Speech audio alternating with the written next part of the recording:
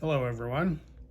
Time for another excerpt from one of my books. This time we're going to be reading from my first book, The Rehabilitation of Miss Little.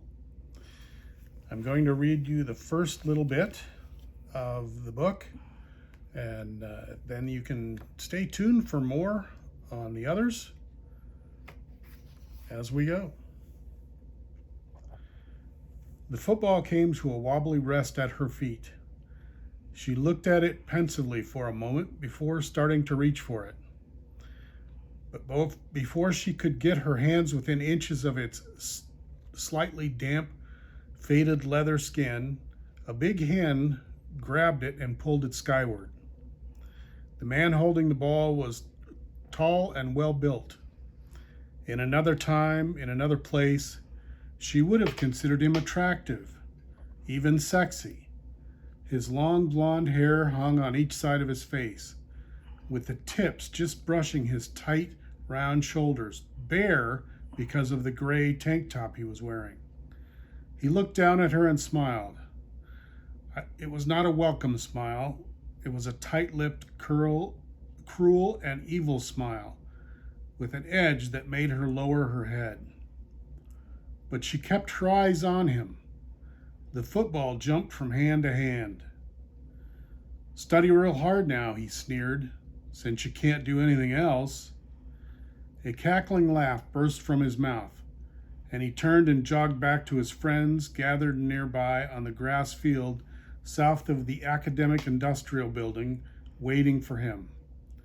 They all laughed and went back to their game of catch. Finally dropping her eyes, the woman looked down at the books in her lap. A tear filled her eye. It rolled down her cheek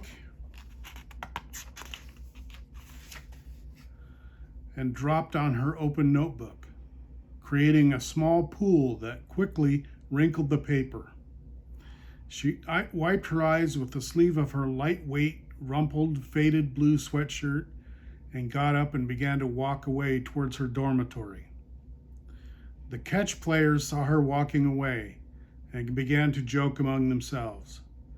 She could feel their staring eyes and heard their laughter. Without even looking their way, she knew it was directed at her. But there were other eyes on her that day, curious eyes. Those eyes saw the torment and the tears.